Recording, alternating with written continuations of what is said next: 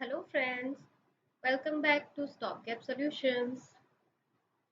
Today we will learn about Governor Generals and Viceroys of India. Actually मैंने क्या सोचा है कि जो छोटे छोटे टॉपिक्स होते हैं जो यूजुअली हम लोग मिस कर देते हैं इन आवर प्रिपरेशन, तो उसका छोटा छोटा वीडियोस मैं लेकर आऊंगी so that we keep remembering these things again and again. Because क्या होता है यूजुअली फ्रॉम दिस पार्ट हमारा क्वेश्चंस पूछ लिए जाते हैं like in UPSC and in state PCS mainly. So we will try to remember these things also. Okay, so these are Governor General. First here is Warren Hastings. Time period 1773 से 1785. So इनके time पे important चीज़ें क्या क्या हुई? First the regulating act of 1773, then act of 1781. अब क्या होता है यूजुअली हम इसको मिस कर देते हैं when we do our history और द पॉलिटी पार्ट। सबसे पहले हमारा रेगुलेटिंग एक्ट आया था 1773 का। उसके बाद आया हमारा एक्ट ऑफ 1781। उसमें क्या था? Under which the powers of jurisdiction between the governor general in council and the supreme court at Calcutta were clearly divided. Actually पहले क्या हुआ विद दिस रेगुलेटिंग एक्ट, कुछ कुछ रूल्स और रेगुलेशंस दिए थे कि कंपनी को वहां पे जाके कैसे अपना ट्रेड करना है, कैसे अपना बिजनेस करना है, राइट। बट उसमें क्या हुआ था कि जो गवर्नर जनरल था, गवर्नर जनरल इन काउंसिल, उसकी पावर्स भी थी और सुप्रीम कोर्ट भी स्टेब्लिश हो गया था with this regulating act of 1773। But there was no division of powers कि गवर्नर जनरल इन काउंसिल का पावर क्या है और सुप्रीम कोर्ट का पावर का जुरिसडिक्शन कितना है। तो उसको डिफाइन करने के लिए क्लियरली ये एक्ट ऑफ 1781 लेकर आया गया था। I hope it is clear to you now. Then हमारा आता है Pitt's India Act of 1784। Okay, यहाँ पे हम इसको डिस्क्राइब नहीं करेंगे because that description part we will cover in the history section, the modern India section as well as the polity section. तो here we will just see कौन कौन से हमारे गवर्नर जनरल्स आए थे, कौन कौन से वाइसरॉय आए थे और उनके टाइम पीरियड में कौन कौन सा इंपॉर्टेंट वर्क हुआ था।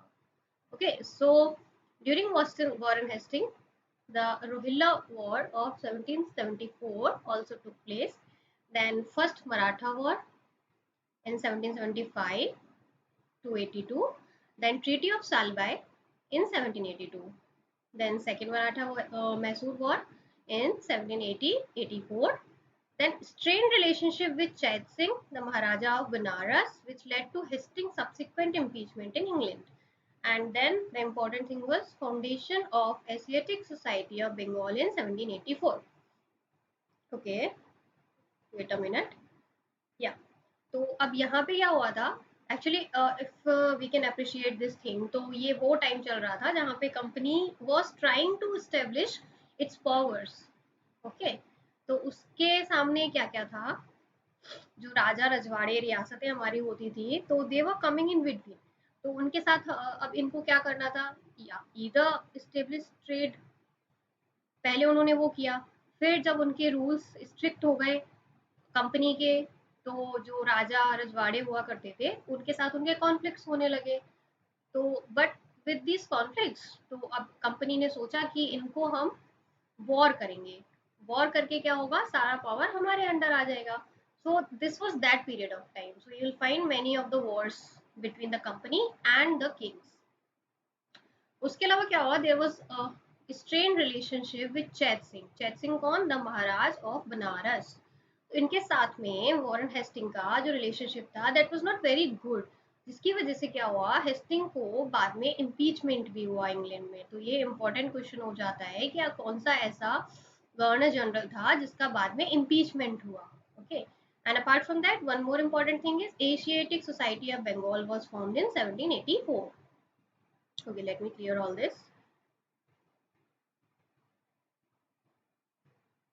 So next, Lord Cornwallis, time period 1786 to 1793. इनके टाइम पीरियड पे special the third Mysore war was fought 1792 and Treaty of Srirangapatnam in 1792. Cornwallis Code in 1793 incorporating several judicial reforms, separation of revenue administration and civil jurisdiction. उसके बाद में permanent settlement of Bengal 1793. उसके अलावा Europeanisation of administrative machinery and introduction of civil services. So ये हमारा most important हो जाएगा, क्योंकि ओके जो वॉर चल रहे थे वो तो यहाँ भी कंटिन्यू था, थर्ड मैसूर वॉर, और उसके बाद में श्रीरंगपट्टनम का ट्रीटी हो गया 1792 में. उसके अलावा हमारा आया क्या, Cornwallis code.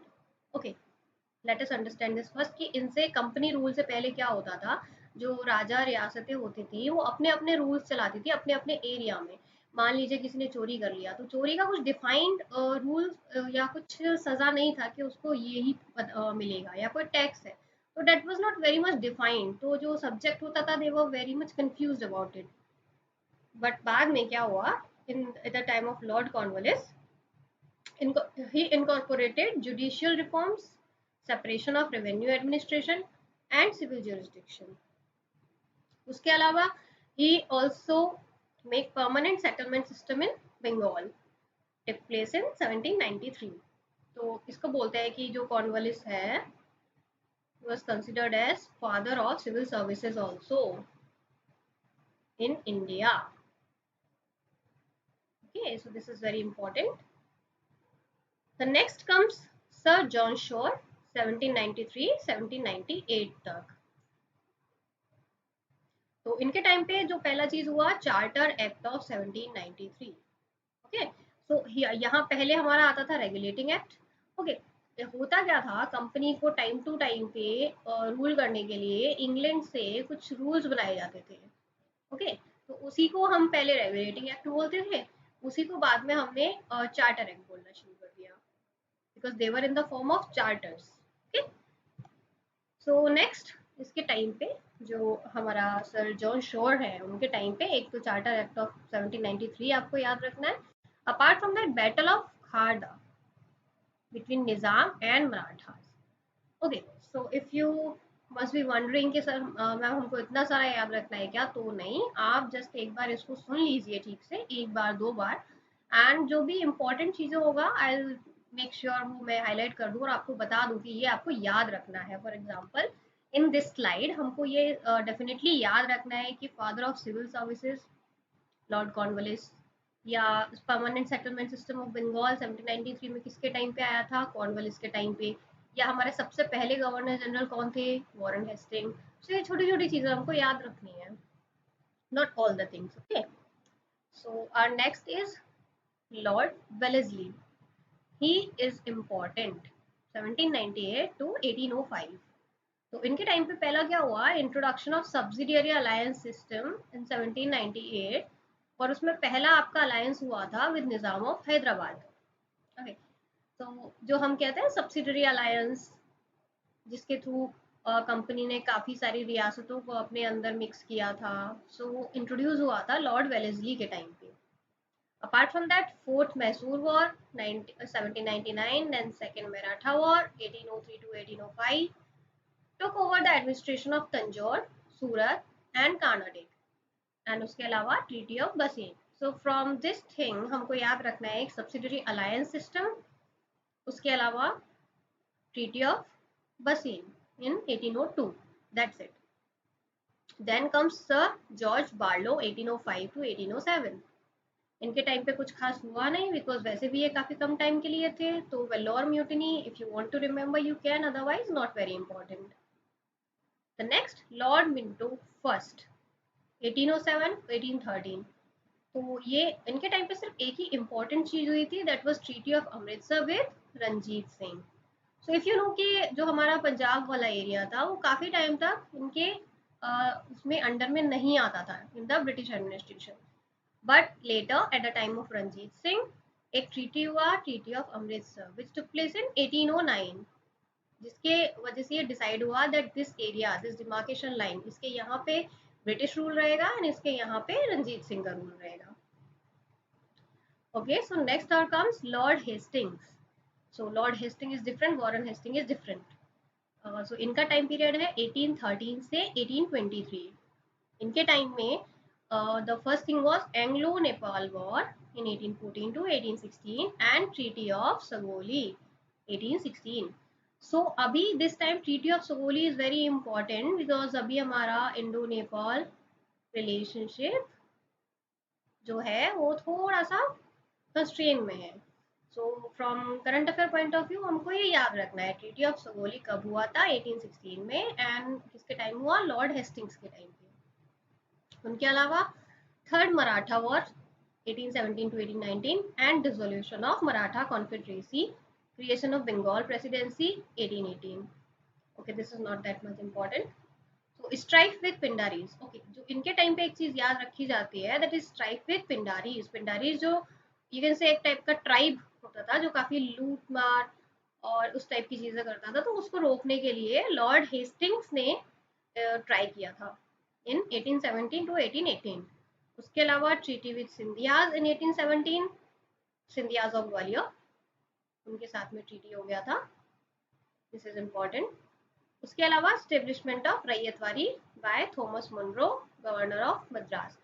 So if you keep an eye on the questions, last year questions, so there was a question asked कि जो रैयतवारी सिस्टम था वो किसने इंट्रोड्यूस किया था.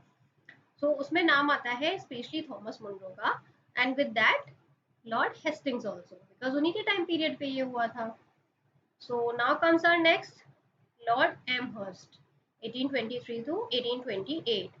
इनके टाइम पे nothing much important was happening but still first Burmese war 1824 to 26 and capture of Bharatpur. Bharatpur जो रियासत थी उसको इन्होंने कैप्चर कर लिया.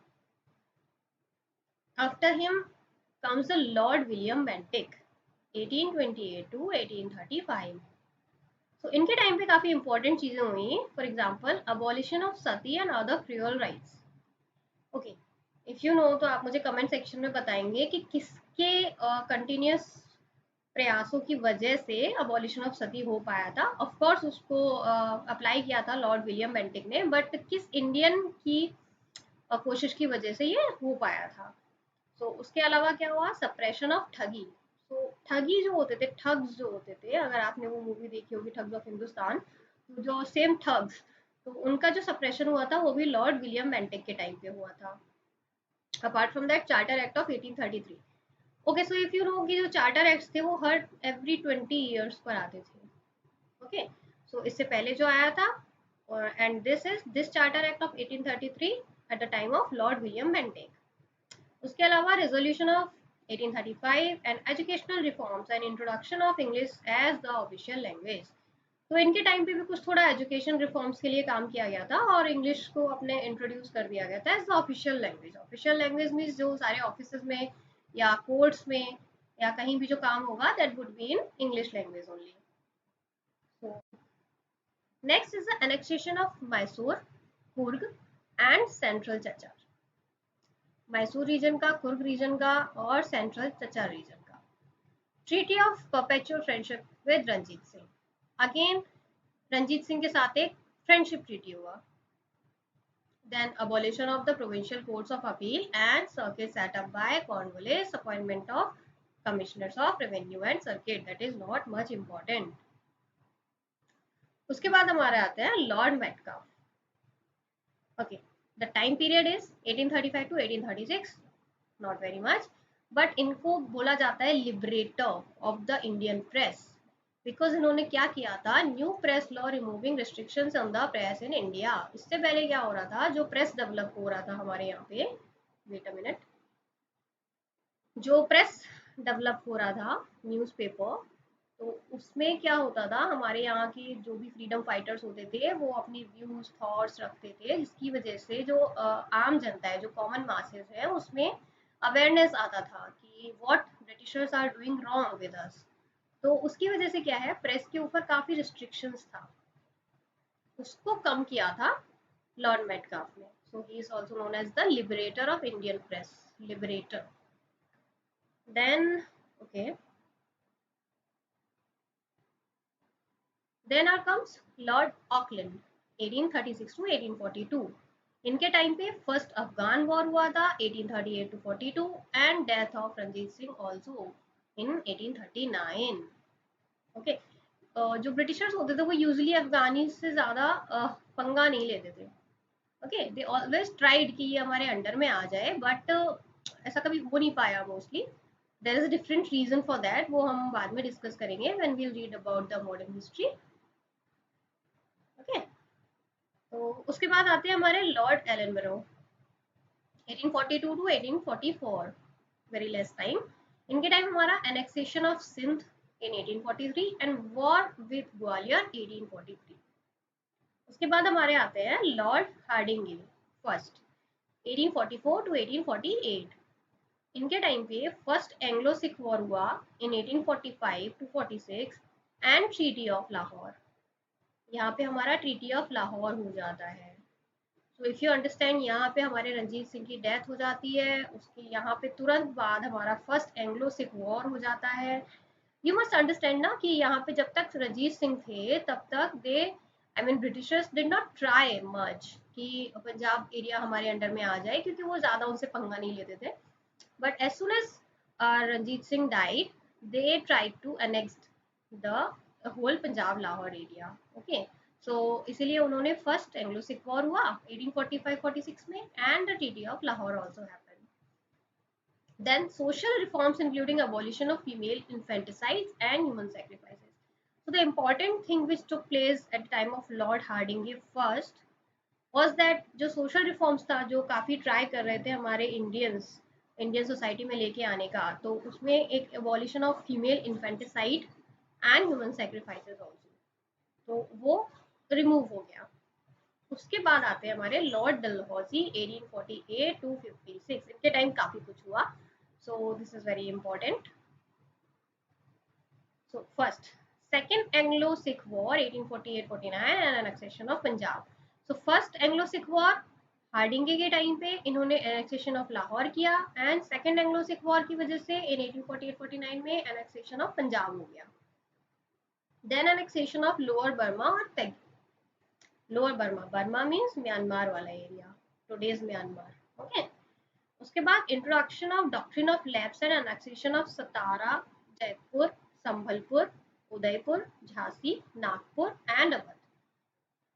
सो इन्हीं के टाइम पे जो डॉक्ट्रिन ऑफ लैप्स होता था, doctrine of lapse if you know कि अगर कोई किंग है तो और उसका कोई हायर नहीं है, मैंने उसका कोई सन नहीं है लीगल, तो वो किसी को अडॉप्ट नहीं कर सकते थे। अगर वो किसी को अडॉप्ट करते हैं तो वो अडॉप्टेड सन उसको लीगल हायर नहीं माना जाएगा, और वो जो एरिया है किंग का वो ब्रिटिशर्स के अंडर आ जाएगा। That is doctrine of lapse. तो ऐसा करके सबसे पहले हमारा सतारा इनके अंडर गया, देन जयपुर अंडर गया, देन संबलपुर अंदर गया, देन उदयपुर, देन झांसी। झांसी को काफी आपको सुना ही होगा, लक्ष्मीबाई ने काफी लड़ा था इसके लिए, but ultimately she lost and Jhansi भी हमारा उसके अंदर चला गया। Then Nagpur and then Awadh. Okay, let me clear this first. तो उसके अलावा then are come Wood's dispatch, जिसको हम बोलते हैं Charles Wood, president of board of control. तो उन्हीं के नाम पे हमारा वुड्स डिस्पैच आया था, जो कि एजुकेशन के लिए था। It came in 1854 and opening of Anglo vernacular schools and government colleges. Anglo vernacular means जिसमें आपका इंग्लिश भी होगा एंड वर्नेकुलर भी होगा। Vernacular means regional. ओके, और उसके अलावा गवर्नमेंट कॉलेजेस को खोला जाएगा। Then railway minute of 1853 and laying down of the first railway line connecting Bombay to Thane in 1853। तो हमारा रेलवे भी इसी टाइम पे डलहौजी के टाइम पे स्टार्ट हो गया, एंड पहला जो हमारा रेल चला था that was from Bombay to Thane in 1853। Next is our telegraph. तो वो रेल तो चला ही, उसके साथ telegraph, 4000 miles of telegraph lines to connect Calcutta with Bombay, Madras, Peshawar and postal post office act of 1854 was also there. उसके अलावा Ganges canal declare open, establishment of separate public works department in every province, and इसके अलावा the important thing was window remarriage act. Okay, so if you no, आप मुझे comment section में बताएंगे कि window remarriage act के लिए हमारे किस इंडियन पर्सनैलिटी ने काफ़ी काम किया है। और the next comes are lord Canning's 1856 से 1857। इनके टाइम पे establishment of 3 universities at Calcutta, Madras and Bombay. So तीनों जगह पे एक एक यूनिवर्सिटी बना एंड तब तक ये कुछ और कर पाते, रिवॉल्ट ऑफ 1857 हो गया। So because of revolt of 1857 हमारा ये सिस्टम जो था वो यही खत्म हो गया। Then comes the system of viceroys. Okay, governor general का सिस्टम हमारा यही खत्म हो गया। उसके बाद हमारा वॉइस रॉय स्टार्ट हो गया। ओके, ये शिफ्टिंग क्यों हुआ? I mean why not governor general still, why voice Roy started? Because इसके बाद क्या हुआ, जो इंग्लैंड था वहां से ऑर्डर आया कि अब हम आपको एक रिस्पॉन्सिबल गवर्नमेंट देंगे। ओके, बिकॉज 1857 जो हुआ था उसके रिवॉल्ट के बाद से वो लोग सब डर गए। उन्होंने सोचा कि अब इनको अगर हम और ऑपरेस करेंगे तो ये लोग दोबारा से रिवॉल्ट करेंगे, तो उन्होंने सोचा कि अब हम उनको दूसरे तरीके से ऑपरेस करते हैं, लीगली ऑपरेस करते हैं। तो जो वॉइस रॉय इन्होंने यहाँ अपॉइंट करेंगे तो ये हमको एक रिस्पॉन्सिबल गवर्नमेंट देंगे, क्योंकि ये वॉइस रॉय खुद रिस्पॉन्सिबल होंगे क्वीन के लिए, the queen of England. Okay, so that's why यहाँ से स्टार्ट हो गया सिस्टम। तो हमारे फर्स्ट वॉइस रॉय जो बने वो लॉर्ड कैनिंग, सेम ये पर्सन जो हमारे लास्ट गवर्नर जनरल थे, तो वही हमारे फर्स्ट वॉइस रॉय हो गए। तो 1858 से 1862, then transfer of control from East India Company to the Crown, the Government of India Act of 1858। तो यहाँ पे सबसे पहला काम क्या हुआ, ईस्ट इंडिया कंपनी जो थी उसका पूरा ट्रांसफर हो गया कंट्रोल का क्राउन में। Crown means queen. और गवर्नमेंट ऑफ इंडिया एक्ट 1858 आया जिसको इन्होंने रिस्पॉन्सिबल गवर्नमेंट एक्ट बोला। उसके अलावा white mutiny bye European troops in 1859, that is not much important. उसके अलावा आया इंडियन काउंसिल्स एक्ट ऑफ 1861, ये सारा इन्हीं के टाइम पे हुआ, इसके लॉर्ड कैनिंग के टाइम पे। Okay, then are comes lord Elgin first from 1862 to 1863। इनके टाइम पे इंपॉर्टेंट चीज हुआ that was Wahabi movement. Okay, इन सब मूवमेंट्स के बारे में we later learn more. Okay, जैसा ये सेशन है about this governor generals and viceroys, वैसा ये अलग अलग काफी सारे सेशंस मैं आपके लिए लेके आने वाली हूँ जिसमें हम समरी पढ़ेंगे specially of these things only, like important movements, important acts और इम्पोर्टेंट कांग्रेस सेशंस। सो ये हम आगे जाके पढ़ेंगे। Now come here again. उसके बाद आते हैं Lord John Lawrence in 1864 to 1869। इनके टाइम पे भूटान वॉर हुआ 1865 में and setting up of high courts at Calcutta, Bombay and Madras 1865। तो जो हमारा सुप्रीम कोर्ट जो स्टेब्लिश हुआ था वो तो उसी टाइम हो गया था with regulating act. Okay, but यहाँ पे क्या हुआ, जॉन लॉरेंस के टाइम पे 1865 यहाँ पे हमारा हाई कोर्ट्स, अलग अलग हाई कोर्ट स्टेब्लिश हुआ Calcutta, Bombay and Madras. After that Lord Mayo 1869 to 1872। इनके टाइम में इंपॉर्टेंट चीज जो हुआ, opening of Rajkot college in Kathiawar and Mayo college at Ajmer for political training of Indian princes. Okay, then establishment of statistical survey of India, establishment of department of agriculture and commerce and introduction of state railways. तो ये सब Lord Mayo के time पे हुआ। After that Lord Northbrook 1872 to 1876। इन्होंने क्या किया, इनके टाइम पे दो विजिट हुआ प्रिंस ऑफ वेल्स का इन 1875 एंड उसके अलावा trial of Gaikwad of Baroda और trial of Gaikwad of Baroda and Kuka movement. ये इंपॉर्टेंट है, कभी कभी पूछ लेते हैं कि ये कूका मूवमेंट किसके टाइम पे आया था। So it was at the time of Lord Northbrook, क्योंकि इनके टाइम में और कुछ स्पेशल हुआ नहीं था, so they usually ask this. And उसके बाद हमारे आते हैं लॉर्ड लिप्टन फ्रॉम 1876 टू 1880।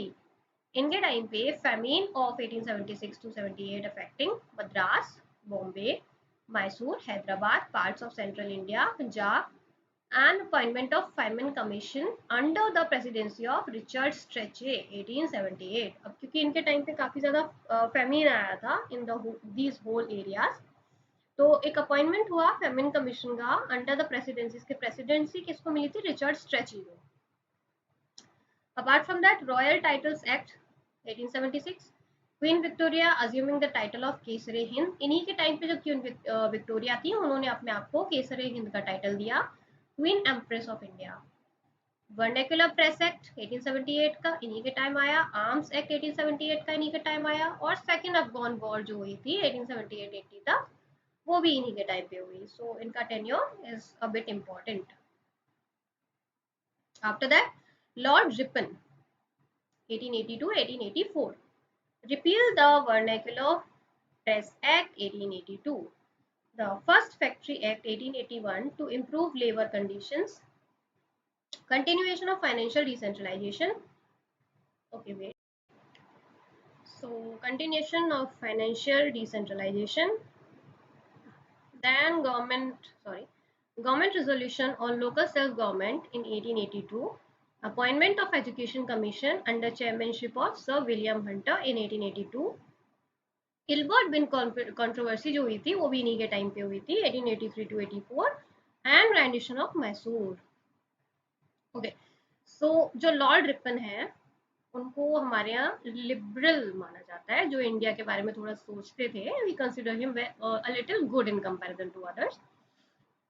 तो उन्होंने सबसे पहले जो किया था वर्नाक्युलर प्रेस एक्ट था, जिसकी वजह से हमारे प्रेस के ऊपर काफी रिस्ट्रिक्शंस लगाए गए थे, उसको रिपील कर दिया। फर्स्ट फैक्ट्री एक्ट 1881 भी इन्हीं के टाइम पे आया था, जिससे आपका लेबर कंडीशंस में इंप्रूवमेंट हुआ। Continuation of financial decentralization, government resolution on local self government, appointment of education commission under the chairmanship of Sir William Hunter, the Ilbert bill controversy, famous Ilbert bill controversy जो हुआ था इन्हीं के time हुआ था, and rendition of Mysore. तो अगर आप थोड़ा सा आइडिया भी लगाएंगे तो जो थोड़े बहुत अच्छे अच्छे काम हुए थे, द गुड वर्क्स, वो इन्हीं के टाइम पे हुआ था। Okay, so it will help to eliminate you. Okay, then comes the Lord Dufferin in 1884 to 1888. Then इनके टाइम पे the third Burmese war in 1885 to 86 took place, and establishment of INC. This is very important कि जब INC का गठन हुआ था, formation हुआ था, उस टाइम पे आपके वाइसराय कौन थे? Lord Dufferin. And I know आप सबको पता होगा कि आईएनसी का गठन, आईएनसी का फॉर्मेशन किसने किया था। सो आप मुझे कमेंट सेक्शन में बताएंगे। उसके बाद आते हैं लॉर्ड लेंसडाउन 1888 से 1894 तक। इनके टाइम आया factory act 1891, categorization of civil services into imperial, provisional and subordinate. जैसे कि आज कैटेगरी होता है, उस टाइम पे कैटेगराइजेशन भी इन्हीं के टाइम पे हुआ था। Then Indian council act of 1892, setting up of Durand Commission 1893 to define what? To define the Durand line between India and Afghanistan, now between Pakistan and Afghanistan. So if you know, जो अफगानिस्तान वाला area है उसको पाकिस्तान से, I mean उस time का जो India था उससे अलग करने के लिए जो लाइन बनाया गया था, दैट वाज ड्यूरेंट लाइन, जो आज जिसको आज भी ड्यूरेंट लाइन के तरीके से ही जानते हैं। Lord Elgin second from 1894 to 1899, two British officials assassinated by Chapekar brothers. ये हमको याद रखना है कि जो चापेकर बंधु जिनको हम बोलते हैं, 1897 में उन्होंने दो ऑफिशियल्स को मारा था। एट दैट टाइम पे कौन था? Lord Elgin second.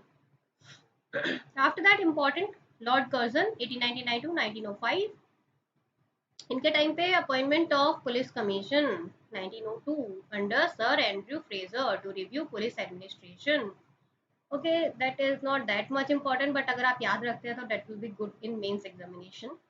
उसके बाद appointment of university commission 1902 again, and passing of Indian university act 1904, establishment of department of commerce and industry, Calcutta corporation act 1899, ancient monuments preservation act 1904, partition of Bengal 1905, Curzon Kitchener controversy जो हुआ था वो भी अभी इसी time हुआ था। Younghusband's mission to Tibet जो हुआ वो भी इसी टाइम पे हुआ था। तो आपको यहाँ से दो तीन इंपॉर्टेंट चीजें जो याद करने का है, वो सबसे पहले है कि पार्टीशन ऑफ बंगाल जो हुआ था 1905 में, वो इन्हीं के टाइम पे हुआ था। इनफैक्ट इन्हीं का कहना था कि बंगाल काफी बड़ा एरिया है और हम उसको ठीक से एडमिनिस्टर नहीं कर सकते, तो हम उसको ईस्ट और वेस्ट बंगाल में डिवाइड कर देंगे। उसके अलावा जो यंग हस्बैंड्स मिशन जो तिब्बत के लिए भेजा गया था, उसका नाम था यंग हस्बैंड, वो भी इन्हीं के टाइम पे हुआ था। तो ये दो चीजें हम इसमें याद रखेंगे। उसके बाद Lord Minto second 1905 to 1910, popularization of anti partition and swadeshi movements, split in Congress and annual session of 1907 in Surat, establishment of Muslim League by Aga Khan in 1906. So this part is very important, पूरा का पूरा। Lord Minto second के time पे हुआ। 1905 से 1910 तक सारे important events इसी टाइम पे हुए। Popularisation of anti partition and स्वदेशी मूवमेंट भी हुआ। उसके बाद कांग्रेस में जो मॉडरेट और एक्सट्रीमिस्ट जो सेक्शन था उन लोगों के बीच में सेपरेशन 1907 के बाद इधर ही हुआ था। उसके बाद establishment of Muslim league by Aga Khan in 1906 भी इसी टाइम पे हुआ था। Then comes our Lord Hardinge second 1910 to 1916. इनके टाइम पे creation of Bengal presidency like Bombay and Madras in 1911, transfer of capital from Calcutta to Delhi in 1911, establishment of Hindu Mahasabha 1915 by Madan Mohan Malviya, and coronation the bar of King George V जो कहाँ हुआ था दिल्ली में 1911। तो हमको इसमें से जो याद रखना है दैट इज कि एक तो हमारा कैपिटल शिफ्ट हुआ था कलकत्ता टू दिल्ली, इसी टाइम पे हमारा हिंदू महासभा बना था इन 1915। किसने बनाया? मदन मोहन मालवीय जी ने। और उसके अलावा हमारा दिल्ली दरबार हुआ था जो 1911 में हुआ था। उसके बाद आते हैं लॉर्ड चेम्सफोर्ड 1916 टू 1921। इस टाइम पे हुआ था हमारा formation of home rule league by any Besant and Tilak. Any Besant का होम रूल लीग अलग था, तिलक का होम रूल लीग अलग था, एंड ये बने थे हमारे दोनों 1916 में। उसके बाद हमारा हुआ लखनऊ सेशन 1916 वाला। उसमें हमारा हुआ Lucknow pact between Congress and Muslim League. Actually Lucknow pact जो था ना उसमें not only Congress and Muslim League, उसमें हमारा तीनों ही एक साथ आ गए थे। जो मॉडरेट फ्रैक्शन था, जो हमारा एक्सट्रीमिस्ट फ्रैक्शन था, और जो हमारा मुस्लिम लीग था, they all three get together. Foundation of Sabarmati आश्रम 1916 आफ्टर गांधीज रिटर्न। जो गांधी जी वापस आ गए थे उसके बाद उन्होंने साबरमती आश्रम जो बनाया था 1916 में। उसके बाद लॉन्च ऑफ चंपारण सत्याग्रह जो 1916 में हुआ, खेड़ा सत्याग्रह 1918 में हुआ, एंड सत्याग्रह एट अहमदाबाद जिसको हम अहमदाबाद मिल स्ट्राइक भी बोलते हैं 1918 में हुआ। उसके बाद Montagu's August declaration 1917, government of India act 1919, Rowlatt act 1919, Jallianwala Bagh massacre भी हुआ जो रॉलेट एक्ट की वजह से 1919 में, launch of non cooperation and Khilafat movement, foundation of women's university at Poona 1916 में बना, and appointment of settlers commission 1917। Settlers commission किस लिए बना? एजुकेशनल पॉलिसी के लिए, रिफॉर्म लाने के लिए। Death of Tilak August 1st 1920, appointment of SP Sinha as governor of Bihar, the first Indian to become a governor. SP Sinha, ये आपको याद रखना है कि हाँ, तो काफ़ी सारी चीज़ें हुई थी इनके टाइम पे। सबसे पहले तो आपका होम रूल लीग बन गया था एनी बिसेंट एंड तिलक का। उसके बाद आपका जो लखनऊ पैक्ट हुआ था वो, फिर आपका फाउंडेशन हुआ साबरमती आश्रम, और गांधी जी ने जो सारा सत्याग्रह किया था Champaran, Kheda and Ahmedabad mill strike also. उसके बाद आपका मॉन्टेग्यूज अगस्त डिक्लेरेशन भी इसी टाइम हुआ, गवर्नमेंट ऑफ इंडिया एक्ट 1919 भी इसी टाइम आया। उसके बाद Rowlatt act, Jallianwala Bagh massacre, introduction of non cooperation and Khilafat movement, और उसके बाद death of Tilak, and also governor of Bihar SP Sinha. Okay, उसके बाद हमारा आता है लॉर्ड रीडिंग 1921 टू 1926। इसमें हमारा सबसे पहले इंपॉर्टेंट काम जो हुआ वो चौरा चौरी, जिसकी वजह से हमने अपना गांधी जी ने नॉन कॉपरेशन मूवमेंट वापस ले लिया। उसके बाद हमारा हुआ Moplah rebellion in Kerala in 1921। उसके बाद हमारा हुआ repeal of press act of 1910 and Rowlatt act 1919, इसको रिपील कर दिया। Criminal law amendment act and abolition of cotton excise. Communal riots in Multan, Amritsar, Delhi, Aligarh, Arvi and Calcutta, इन सब जगह पे कम्युनल राइट्स भी हो रहे थे at the time of Lord Reading. Then Kakori train robbery जो हुआ था 1925 में। उसके बाद मर्डर ऑफ स्वामी श्रद्धानंद जी 1926 में। उसके बाद establishment of Swaraj Party by CR Das and Motilal Nehru. जो स्वराज पार्टी बना था CR दास और मोतीलाल नेहरू ने जो बनाया था 1922 में, वो भी रीडिंग के टाइम पे हुआ। Decision to hold simultaneous exam for the ICAS both in Delhi and London with effect from 1923। उससे पहले क्या होता था, जो एग्जाम होता था वो लंदन में जाके देना होता था। Okay, so after this it shifted to both Delhi and London simultaneously. उसके बाद हमारे आते हैं लॉर्ड इरविन 1926 से 1931। इनके time important visit of Simon commission to India 1928 and the boycott of the commission by Indians. Mostly Indians ने इसको boycott किया।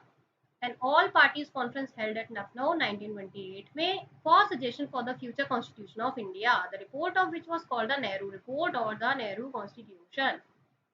एक नेहरू रिपोर्ट बनाया गया था जिसको नेहरू कॉन्स्टिट्यूशन भी बोला गया था, वो इन्हीं के टाइम पे लेकर आए थे। Appointment of the Harcourt Butler Indian state commission 1927। Murder of Saunders, जो सॉन्डर्स का मर्डर हो गया था, assistant superintendent of police of Lahore. Bomb blast in assembly hall and the Lahore conspiracy case, death of Jatin Das after prolonged hunger strike in jail 1929 में, and the bomb accident in train in Delhi also in 1929। ये सब इन्हीं के time पे हुआ था। I am sure आप सबको इसके बारे में पता होगा कि जो असेंबली में बॉम्ब ब्लास्ट या मर्डर ऑफ सॉन्डर्सन या फिर लाहौर कॉन्स्पिरेसी, ये सब किसने किया। So if you know then please write in the comment section. उसके बाद हमारा Lahore session of the Congress in 1929, यहाँ पे हमारा पूर्ण स्वराज का रेजोल्यूशन हुआ था। डोंट वरी, हम इन सब के बारे में भी आगे पढ़ेंगे कि किस किस सेशन में क्या क्या इंपॉर्टेंट चीजें हुई थी। उसके बाद हमारा डांडी मार्च हुआ जो मार्च 12 1930 से स्टार्ट हुआ। गांधी जी ने इसको लॉन्च किया सिविल डिसोबीडियंस मूवमेंट को लॉन्च करने के लिए। Deepavali declaration by Lord Irwin in 1929। Then boycott of first round table conference जो हुआ 1930 में, जो पहला राउंड टेबल कॉन्फ्रेंस हुआ उसको कांग्रेस ने बॉयकॉट किया था। देन गांधी इरविन पैक्ट हुआ 1931 में and suspension of civil disobedience movement, क्योंकि जो गांधी इरविन पैक्ट था वो 1931 में हो गया था, तो उसकी वजह से सिविल डिसोबीडियंस मूवमेंट को वापस ले लिया था। उसके बाद आते हैं Lord Willingdon 1931 to 1936। Second round table conference 1931 में and failure of the conference, resumption of civil disobedience movement, क्योंकि हमने 1930 वाला तो बॉयकॉट कर ही दिया था। 1931 में हाँ वहाँ गांधी जी गए थे एंड उसका कुछ रिजल्ट नहीं निकला, क्योंकि जो हमको डिजायर्ड था वो नहीं मिला, तो हमने सिविल डिसोबीडियंस मूवमेंट को फिर से स्टार्ट कर दिया था। Announcement of Communal Award 1932, under which separate communal electorates were set up. Fast unto death by Gandhi ji in Yerwada prison, broken after Pune Pact। इन्हीं के टाइम पे पूना पैक्ट हुआ था। पूना पैक्ट किसके बीच में होता, गांधी जी और अंबेडकर जी के बीच में। फिर हुआ थर्ड राउंड टेबल कॉन्फ्रेंस 1932 में, launch of individual civil disobedience 1933 में, the government of India act 1935, establishment of all India Kisan Sabha 1936 and Congress socialist party भी इसी टाइम पे बना था। किसने बनाया, आचार्य नारायण देव एंड जयप्रकाश नारायण इन 1934। इसी time Burma separated from India in 1935, जिसको हम म्यांमार बोलते हैं। It got separated from India 1935 में। Then comes our Lord Lithgow 1936 to 1944। First general election 1936-37 में कांग्रेस को काफी मेजोरिटी मिला था। Then resignation of the Congress ministries after the outbreak of the second world war, या इस टाइम पे सेकेंड वर्ल्ड वॉर हो गया था 1939 में। हमको बिना पूछे ही ब्रिटिशर्स ने हमको इन्वॉल्व कर लिया था वॉर में, जिसके रिजल्ट में हमारे सारे कांग्रेस मिनिस्ट्रीज जो थी उसने अपना रेजिग्नेशन दे दिया था। Subhash Chandra Bose elected as the president of Congress at the 51st session of the Congress in 1938। इस वाले सेशन में सुभाष चंद्र बोस इलेक्ट हो गए थे। Then resignation of Bose in 1939 and formation of Forward Bloc। Because of some differences between him and Gandhi ji, उन्होंने ये resignation दे दिया था और फिर एक उन्होंने फॉरवर्ड ब्लॉक नाम से दूसरा पार्टी बना लिया था। Lahore resolution March 1940 by Muslim League, demand for separate state for Muslims। Then August offer 1940 by the viceroy. इसका क्रिटिसिज्म होता है कांग्रेस ने भी किया, लेकिन इसको मुस्लिम लीग ने थोड़ा सा एंडोर्स किया था। Then Winston Churchill elected prime minister of England in 1940। अब ये जरूरी है क्योंकि इसके बाद में हमारे यहाँ का हिस्ट्री थोड़ा चेंज हो जाता है। Then escape of Subhash Chandra Bose from India 1941 में जैसा हमको पता है सुभाष चंद्र बोस यहाँ से चले गए थे। And organisation of Indian national army, उन्होंने आईएनए का फॉर्मेशन किया था। इफ यू नो तो आप मुझे बताएंगे आईएनए का फॉर्मेशन किसने किया था, कहाँ किया था, देन सुभाष ने जाके उसको कैसे हैंडल किया था। If you know please write in the comment section. Then हमारा आता है क्रिप्स मिशन और Cripps plan to offer dominion status to India and setting up of the constituent assembly. इसका रिजेक्शन किया कांग्रेस ने, क्योंकि ये हमारा गोल था ही नहीं। उस टाइम तक हमारा गोल हो गया था पूर्ण स्वराज, हमको कोई डोमिनियन स्टेटस नहीं चाहिए था, तो इसको सबने रिजेक्ट कर दिया। Passing of quit India resolution bye Congress 1942 में कांग्रेस ने क्विट इंडिया रेजोल्यूशन को पास कर दिया। आउटब्रेक ऑफ अगस्त रिवॉल्यूशन और revolt of 1942 after the arrest of national leaders, सारे के सारे जो नेशनल लीडर्स थे उनको अरेस्ट कर लिया गया था। And this revolution got in the hands of the local masses, हर कोई अपना लीडर था। Divide and quit slogan at the Karachi session 1944 of the Muslim league ने 1944 में जो स्लोगन दिया था कराची सेशन में, that was divide and quit. फिर आते हैं हमारे lord Wavell 1944 to 47। So C Rajagopalachari का जो सीआर फॉर्मूला था, जो राजगोपालाचारी जी का जो फॉर्मूला था 1944 का, वो फेलियर हो गया क्योंकि वो टॉक्स सक्सेसफुल नहीं हो पाई, क्योंकि जिन्ना जी को हमारा पाकिस्तान चाहिए था। इन एनी केस उसके बाद Wavell plan and the Shimla conference 1942। उसके बाद वो हमारा हुआ end of second world war. 1945 में जो सेकेंड वर्ल्ड वॉर था वो एंड हो गया। Proposal of the cabinet mission 1946 में कैबिनेट मिशन का प्रपोजल आया and it's acceptance bye Congress. Ultimately इसको कांग्रेस ने एक्सेप्ट किया, बट क्योंकि जिन्ना जी इससे खुश नहीं थे तो observance of direct action day, उन्होंने डायरेक्ट एक्शन डे को अनाउंस कर दिया। It was 16 August 1948 bye Muslim league. Elections to the Constituent Assembly, formation of interim government by the Congress, September 1946। सितंबर 1946 में इलेक्शन हुआ कॉन्स्टिट्यूएंट असेंबली का, interim government बना दिया गया कांग्रेस के द्वारा।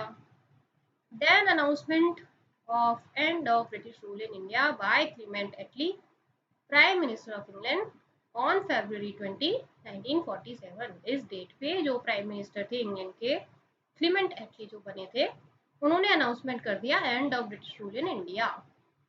देन का लॉर्ड माउंटबेटन, जो हमारे लास्ट रहे थे इन 1947 टू 48। जून थर्ड प्लान, जो 3 जून 1947 को अनाउंस हुआ था, उसके अकॉर्डिंग हमारा introduction of Indian independence bill in the house of commons हुआ। Appointment of 2 boundary commission under sir Cyril Radcliffe for the partition of Bengal and Punjab. So finally sir Radcliffe का appointment हुआ, उन्होंने हमारा कंट्री का बंगाल और पंजाब वाला एरिया पार्टीशन कर दिया and that's how they form India and Pakistan. So यहाँ हमारे गवर्नर जनरल और वॉइस रॉय दोनों का खत्म हो जाता है। आई होप जो भी इम्पोर्टेंट चीजें थी वो आपको थोड़ा सा याद हो गई होंगी, बाकी आप इसको 1-2 बार सुनेंगे तो आपको ठीक से याद हो जाएगा। इफ यू लाइक कि जो भी सेशन हमारा हुआ दैट वाज वर्थ वाचिंग, तो please like, comment, share and subscribe. Thanks for watching, have a nice day.